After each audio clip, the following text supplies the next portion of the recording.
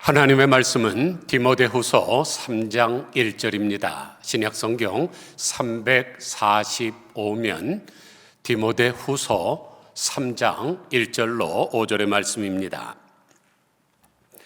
너는 이것을 알라.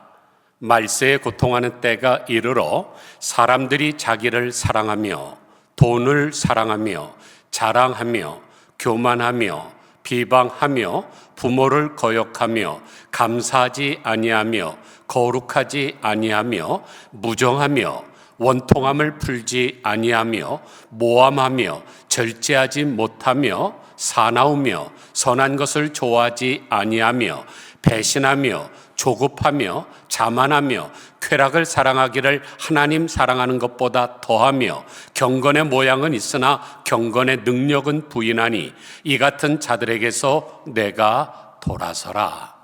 아멘.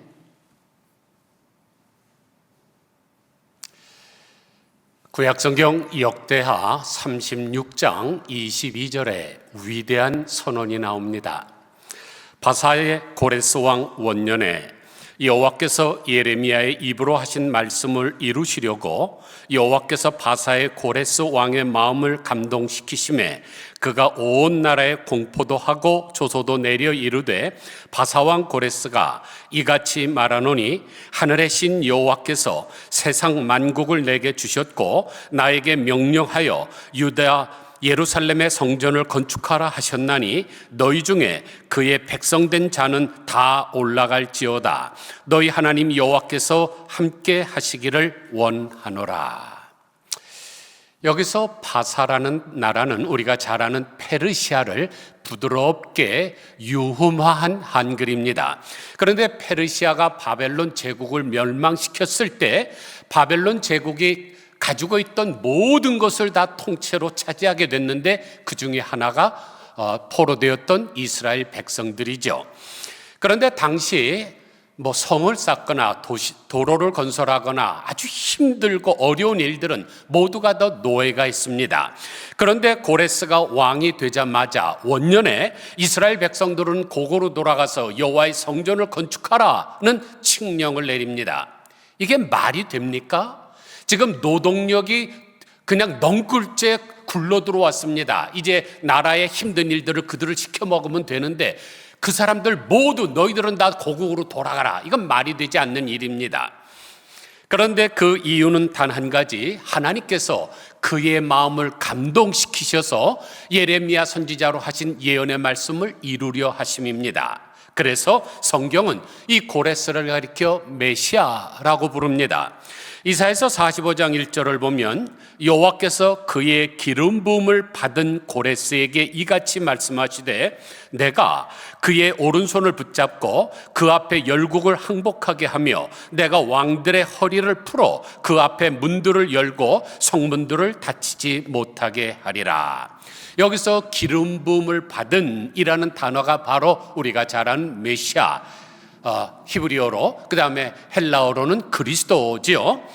그런데 이 메시아라는 칭호를 받은 사람은 예수님 말고 이 고레스가 유일합니다. 왜냐하면 이스라엘 백성들을 구원시켰기 때문이죠.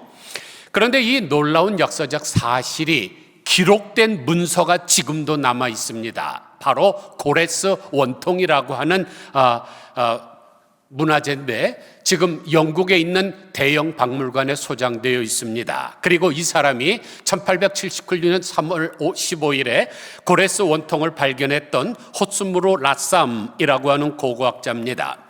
이 고레스 원통이 발견됨으로 말미암아 우리 성경은 1.1에게 오류도 없는 살아계신 하나님의 말씀이라는 것이 만천하에 증명이 됐습니다. 할렐루야죠. 그런데 이 고레스 왕에게 이런 일도 있었습니다. 고레스가 리디아와 전쟁을 하게 되는 과정 속에서 그 나라의 왕과 왕비와 그의 자녀들을 모두 포로로 붙잡게 됐습니다.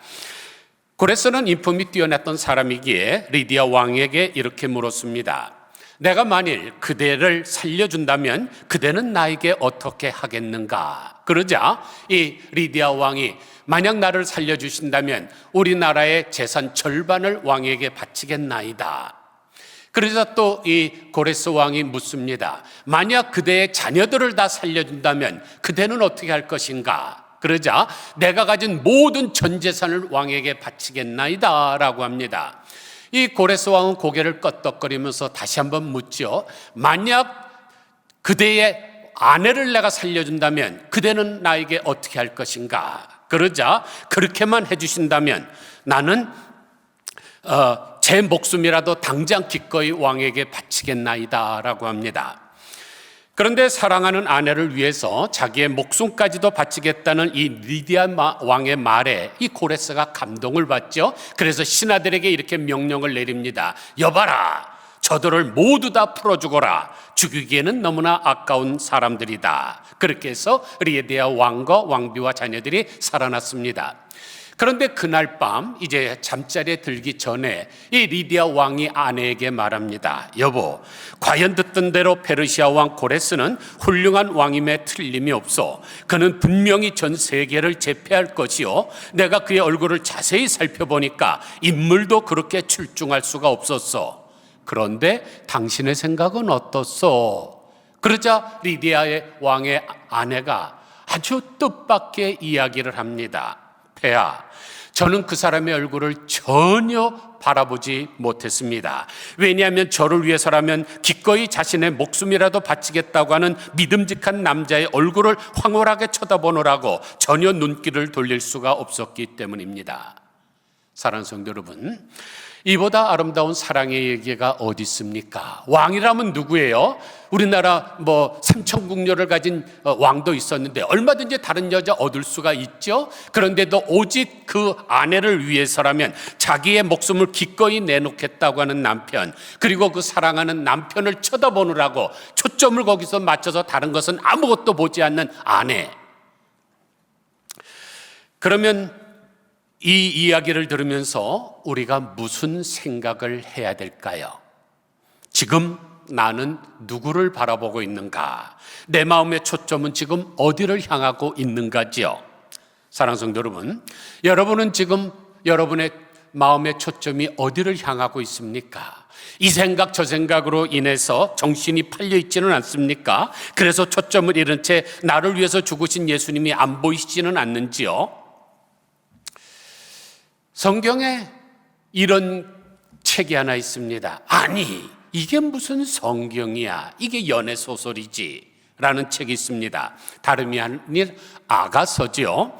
히브리어 원어로는 쉬루 하슈림인데 노래들 중에 노래라는 뜻이지만 이 책을 읽어보신 분은 혹시 이 책이 연애소설은 아닌가 할 정도로 성적인 표현들이 많이 나타나고 있습니다.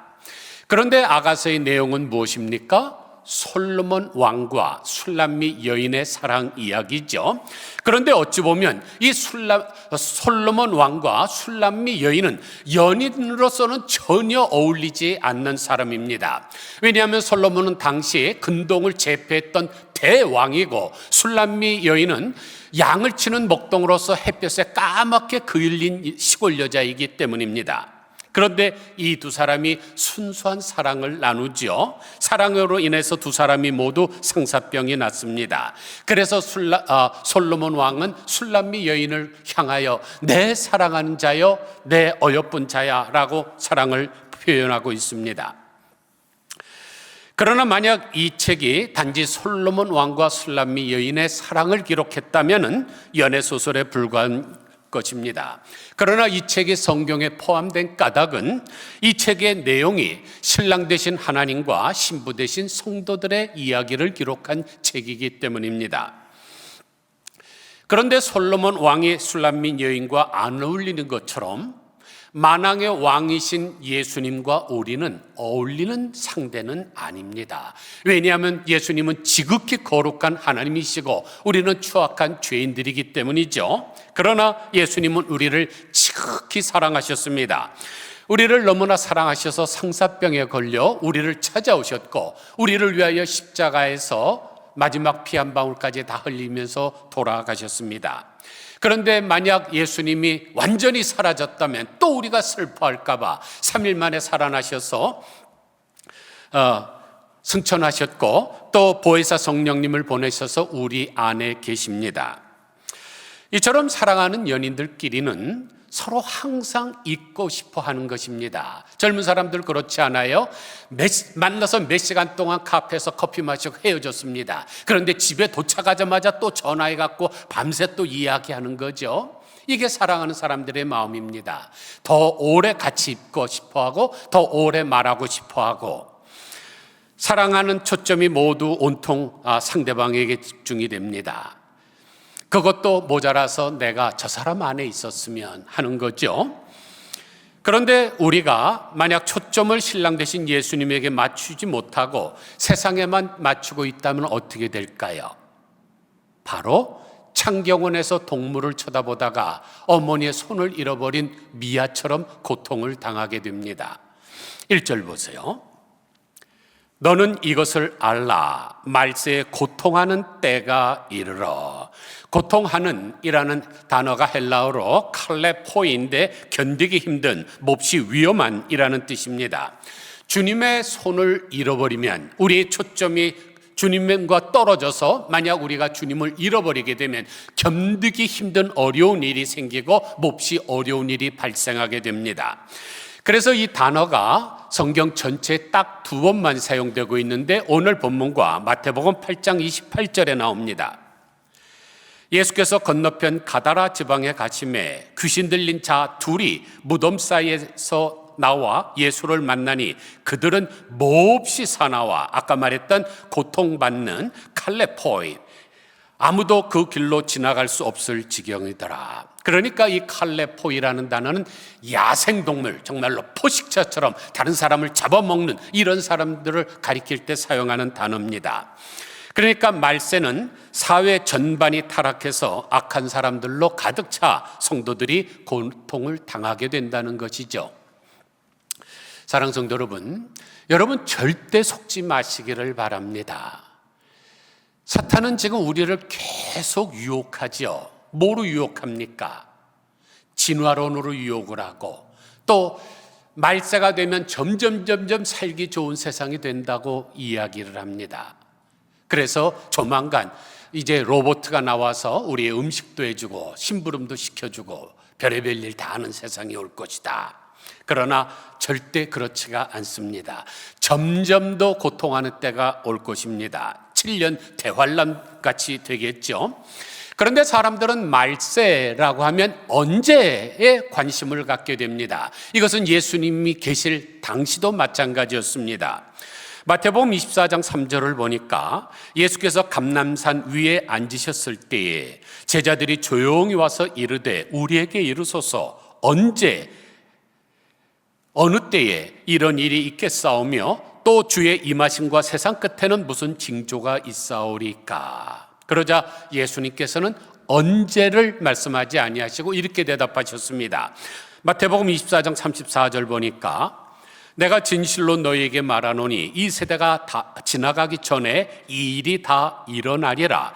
그러나 그날과 그때는 아무도 모르나니 하늘의 천사들도 아들도 모르고 오직 아버지만 아시느니라. 그러므로 우리는 언제에 관심을 가질 필요가 없습니다. 그것은 하나님에게 속한 고유의 권한이기 때문입니다. 대신 우리가 무엇에 관심을 가져야 될까요? 말세는 어떠한 때인가, 어떤 일이 일어날 것인가에 관심을 가져야 됩니다. 그래서 이 오늘 본문을 기록한 사도 바울은 말세에 일어날 일을 우주적 파국이 아닌 윤리적 파탄이라는 관점에서 서술하고 있습니다. 그래서 유명한 독일의 신학자 폴 틸리는 Shaking Foundation이라는 용어를 사용했습니다.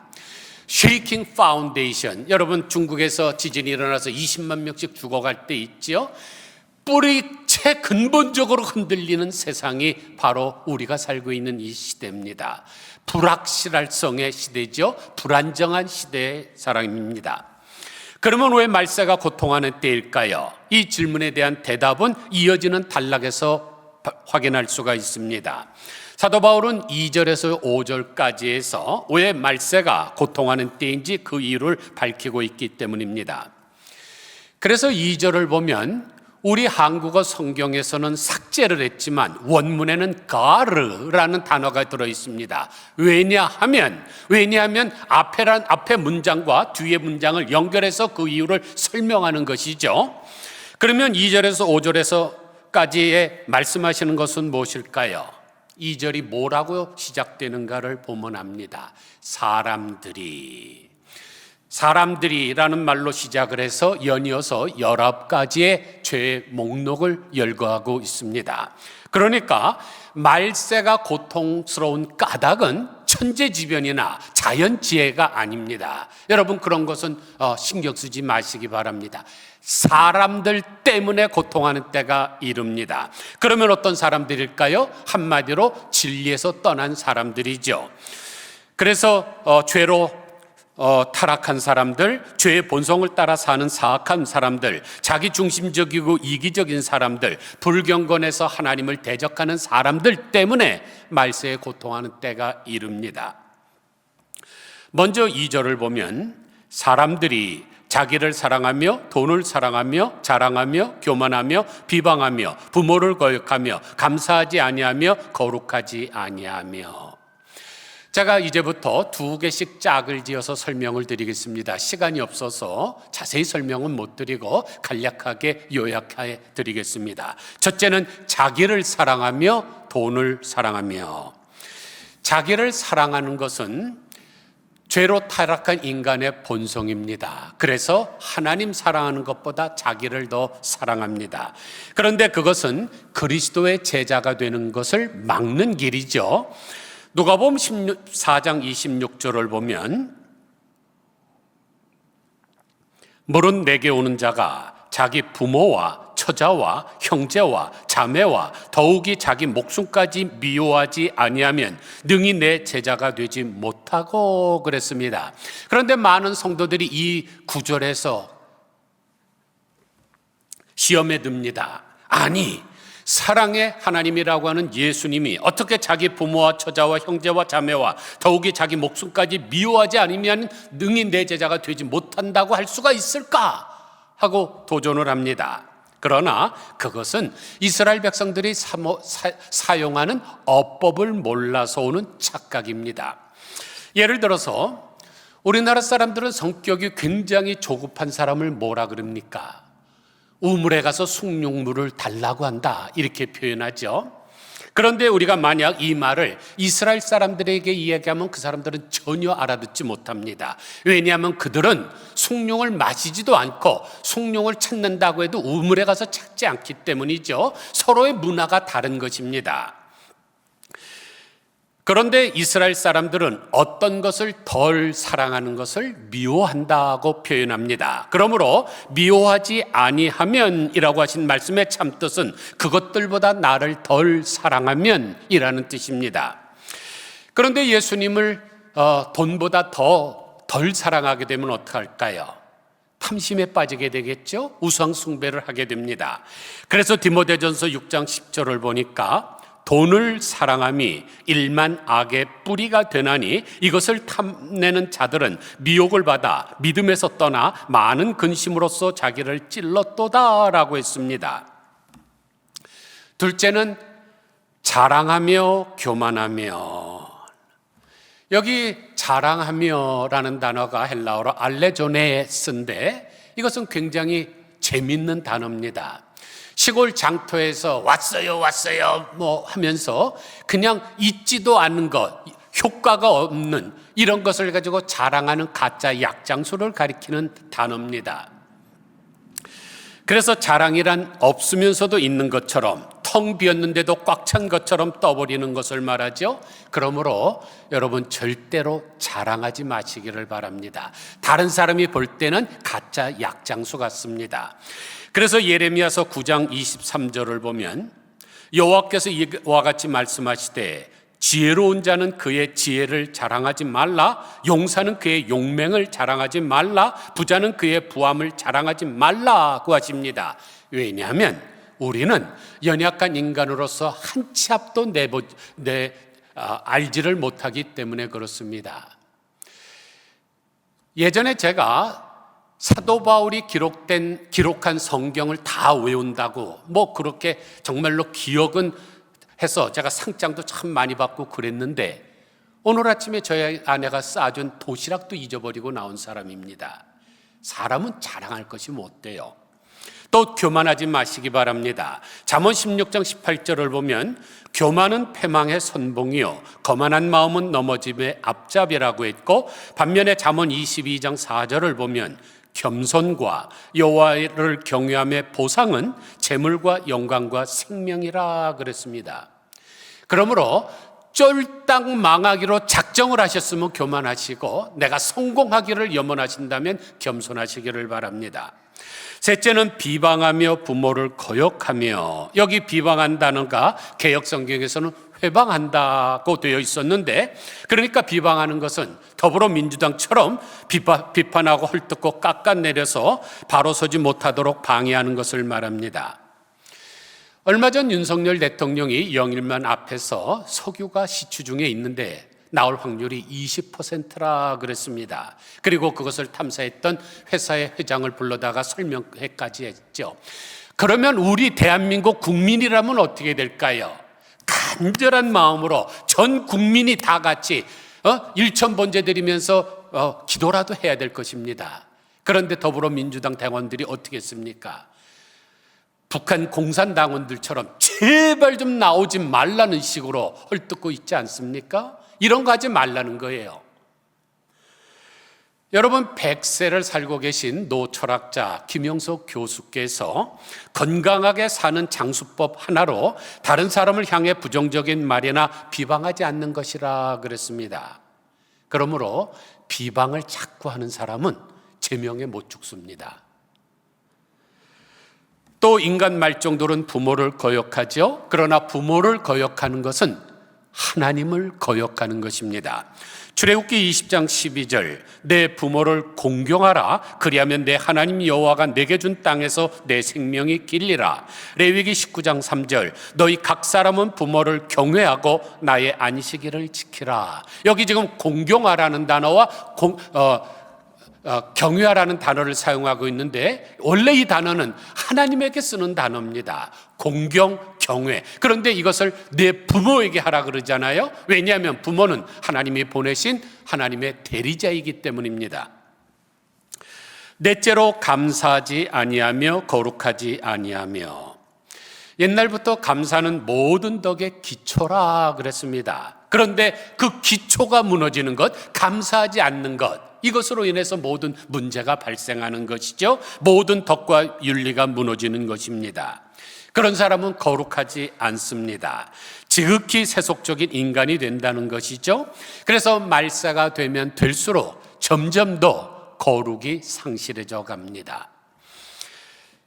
계속해서 3절과 4절을 보면 무정하며 원통함을 풀지 아니하며 모함하며 절제하지 못하며 사나우며 선한 것을 좋아하지 아니하며 배신하며 조급하며 자만하며 쾌락을 사랑하기를 하나님 사랑하는 것보다 더하며, 다섯 번째로 무정하며 원통함을 풀지 않습니다. 여기 무정하다는 단어가 스토로고인데, 이 아라는 단어와 스토르고이라는 단어가 합성이 됐습니다. 여러분, 항상 하면 없다 생각하면 돼요. 무천년주의를 밀레니움이즘이라 그러죠. 단어 앞에 아가 있으면 그건 없다고 생각하시면 됩니다. 그리고 뒤에 나오는 스토르고이는 이 동물의 어미와 새끼가 아주 긴밀하게 애정을 나누는 때 사용하는 단어입니다. 그러니까 무정하다는 뜻은 부모와 자식 간의 가장 원초적이고 본능적인 애정마저도 결핍됐다는 뜻입니다. 여러분, 지금 한국을 보세요.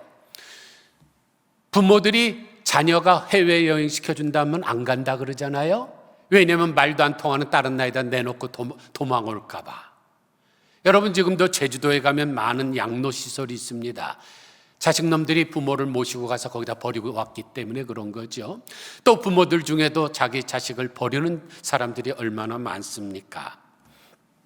막장 드라마죠. 또 원통함을 풀지 아니하며 그랬습니다. 여기 원통함을 풀지 않는다, 화해하지 않는다, 용서하지 않는다는 뜻입니다. 제가 예전에 설교하면서 구약시대의 신앙의 3요소가 뭐라 그랬습니까?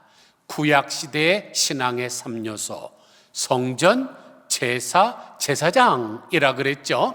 그런데 이제 구약시대가 끝남으로 말미암아 이것들은 다 품절이 됐습니다. 성전도 없고 제사도 없고 제사장도 없습니다. 그러면 그것이 없다면 예수님께서 반드시 그런 다른 대체품을 주셨을 것입니다. 그렇지 않습니까? 원래 하나님을 섬기는 신앙의 3요소가 있어야 되는데 구약시대 때 그것이 없어졌으면 신약시대 때 뭔가 줘야 되지 않아요? 그것이 바로 마가복음 11장 23절에서 25절에 나오는 믿음, 기도, 용서입니다. 그런데 화해하지 않고 용서하지 않는 사람은 뭐예요? 신약시대 때 지금 신앙생활을 잘 못하고 있다는 거죠. 하긴 하고 있는데 제대로 하고 있는 것이 아닙니다. 여섯째는 모함하며 절제하지 못하며, 모함하는 것은 사실이라는 것을 가지고 다른 사람을 중상모략하는 것입니다. 여러분, 어떤 말을 할 때 증거가 없을 때는 절대로 하지 마시기 바랍니다. 여러분이 법정에 가서 나는 이렇게 생각합니다, 그랬을 거예요, maybe. 판사가 하지 말라고 확 야단칩니다. hearsay, 그런 건 절대로 채택이 되지 않습니다. 정확한 증거가 있을 때 중상모략하지 마시기 바랍니다. 이런 중상모략하는 것은 마귀의 전유물이죠. 그래서 마귀를 가리켜 디아볼로스라고 하는데 참소자라는 뜻입니다. 못과 못 사이에다가 던진다는 뜻이에요. 쪼개는 것입니다. 절제하지 못하며, 이 성령의 마지막 열매가 절제인데 앞에 8가지를 아무리 잘했다 할지라도 절제하지 못하게 되면 말짱 도루묵황입니다. 앞에서 사랑을 하고 온유하고 양선하고 쭉쭉쭉쭉 나가다가 맨 뒤에서 절제하지 못하게 되면 완전히 다 무너지는 거죠. 쉐이킹 파운데이션 되는 것입니다. 그래서 그런 사람들은 쉽게 감정을 노출하고 또 죄악이 이끄는 대로 자기를 내버려 둡니다. 그러한 무절제가 그 사람의 인격과 관계를 황폐하게 만들어버리는 것입니다. 7째는 사나우며 선한 것을 좋아하지 아니하며, 사나운 것은 포악한 야망성이죠.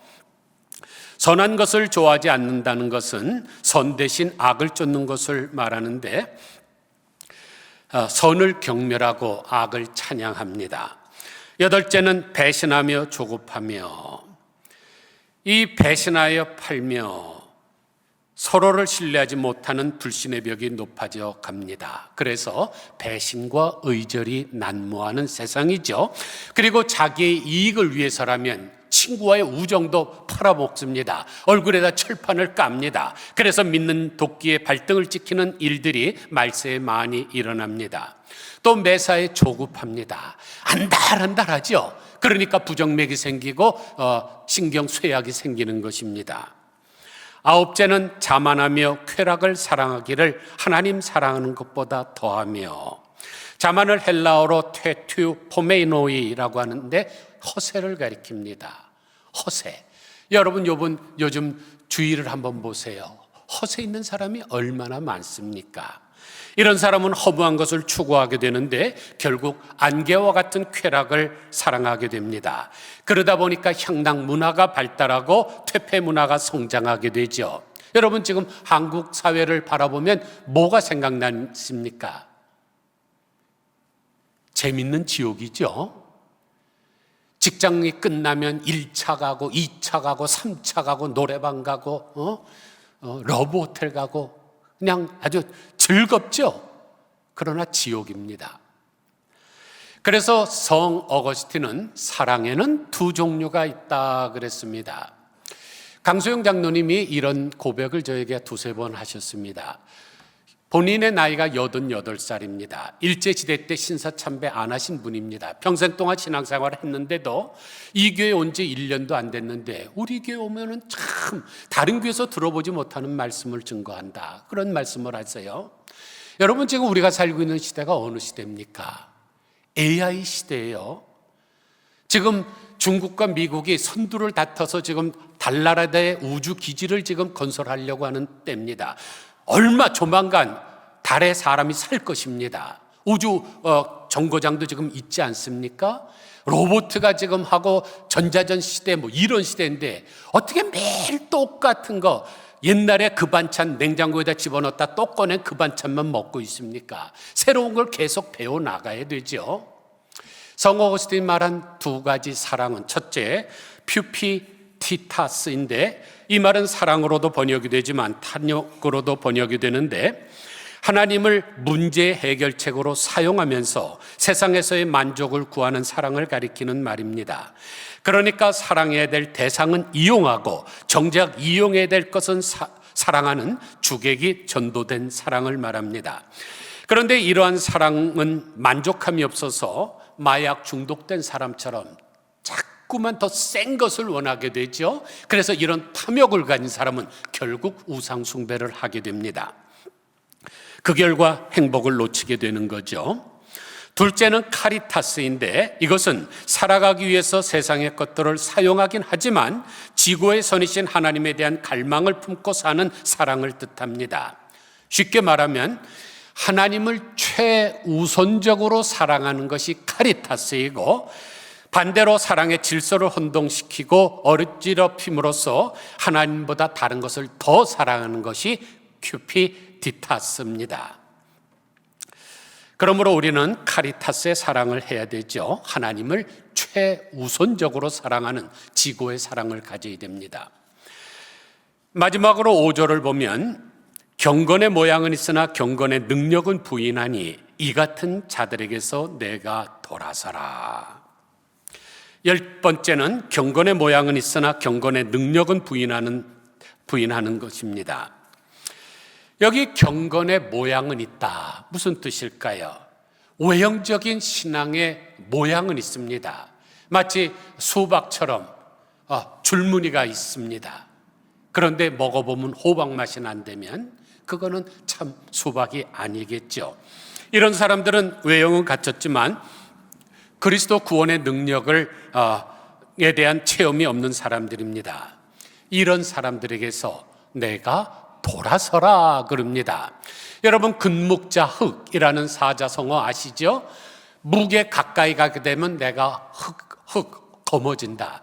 여러분 연탄을 날릴 때 아무리 조심해 날라도 연탄이 나에게 묻는 것입니다. 그러니까 이런 사람들에게 내가 가까이 하게 되면 나도 죄의 오염이 됩니다. 스페인의 위대한 사상가인 미구엘 데 우나무노는 이런 사람을 가리켜 데스페라도라고 했는데 데스페라도는 붙잡고 있을 만한 것이 아무것도 없는 사람이라는 뜻입니다. 이 사람이 스페인 전쟁을 보고 나서 이 단어를 만들어냈습니다. 그들은 세상에 있는 탐욕 때문에 사람도 죽이고 하는 이런 것을 보면서 붙잡고 있을 만한 것이 하나도 없는 사람들, 이런 사람에게서 돌아서셔야 됩니다. 사랑하는 성도 여러분, 지금은 말세에 고통하는 때입니다. 말세라는 단어가 두 가지 의미가 있습니다. 예수님이 오시는 그때도 말세지만 예수님의 초림부터 재림까지 그 전체 기간을 말세라 그럽니다. 그런데 점점 세월이 가면 갈수록 인간의 지능은 점점 악해집니다. 컴퓨터가 개발됐을 때 얼마나 좋아했어요? 그런데 지금 컴퓨터로 인하여 얼마나 많은 악이 생산되고 있습니까? 지금 AI가 대세를 이루고 있습니다. 지금 제 전화기에도 그 챗 GPT를 깔았는데 제가 전화기 버튼을 누르고 무엇을 말해도 다 달려줍니다. 그런 시대입니다. 그런데 점점 더 악하죠. 여러분 지금 조심하시기 바랍니다. 여러분의 음성이나 여러분의 얼굴 이런 것을 스캐닝을 떠갖고 어느 날 어떤 사람이 여러분에게 전화 오는데 분명히 100에 100 여러분이 속지 않을 수가 없습니다. 내 아들 목소리가 정확합니다. 그리고 사진이 오는데 정확하게 내 아들 딸의 사진입니다. 그런데 걔가 지금 납치당해서 고문당하고 있습니다. 아빠 나 지금 어려움 있는데 돈 좀 보내주세요. 급해갖고 보내면 그거 다 당합니다. 한 가지 지금 설교 시간이지만 한 가지 제가 여러분에게 말씀을 드릴게요.